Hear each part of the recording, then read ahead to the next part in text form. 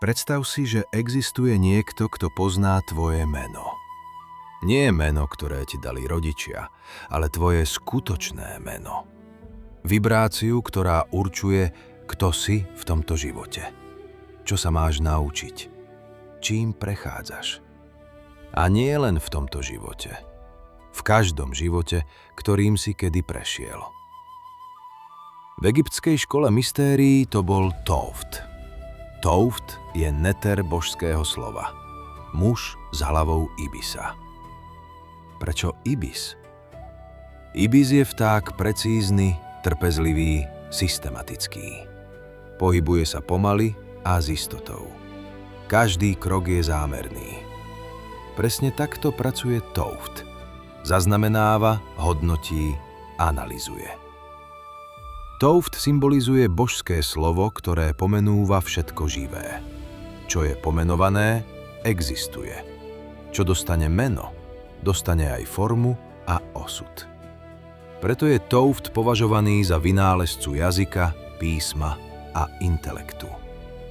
Egypťania Tovtovi zasvetili tretie náboženské centrum, Hermopolis. Bolo zasvetené Tovtovi ako bohu, ktorý obrátil svoju tvorivú silu k zemi a obohatil ju o pestrú prírodu, rastliny a zvieratá. Tovt drží knihu osudu. Do tejto knihy zapisuje mená každej duše. Mená, podoby a rôzne osobnosti v reťazci reinkarnácií, ktoré vedú človeka k nesmrteľnosti. Každá duša dostane telo, s ktorým prechádza životom. A meno. Tovt toto meno zapisuje do stredu slučky, ktorú Egypťania nazývali kartuš. Každá ďalšia slučka sa pripája k tej základnej a predstavuje najnovšiu osobnosť, do ktorej sa vtielila večná duša. Meno teda nie je len označenie.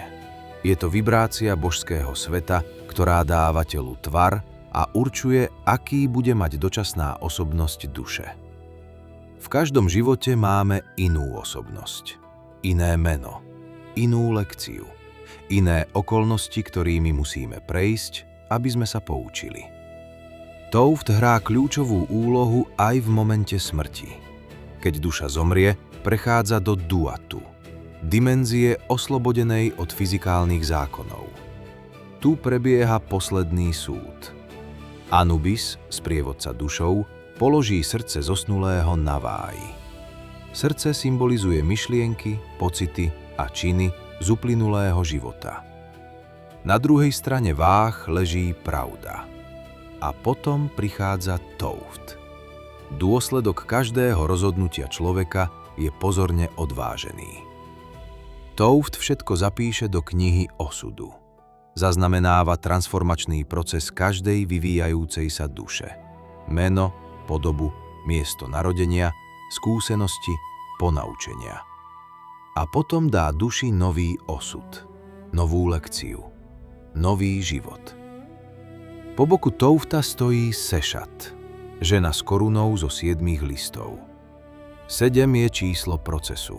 7 je číslo stupňov mysle človeka.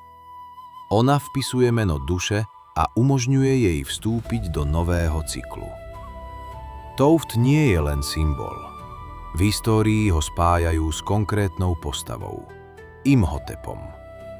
Imhotep bol staviteľ, lekár, učiteľ a kňaz školy mystérií. Učil písať hieroglyfy a tesať ich do kameňa. Tak vznikali prvé náboženské texty v histórii. Imhotep bol spojovaný s Tovtom, božským princípom, symbolizovaným mužom s hlavou ibisa, ktorý predstavuje božské slovo zverené tvorcovi slov. Čas z Imhotepa urobil mýtickú postavu, ktorej dali rôzne mená. Tovt, Merkúr, Kukulkán, Eskulap a Hermes Trismegistos, ten, ktorý je trojnásobne veľký.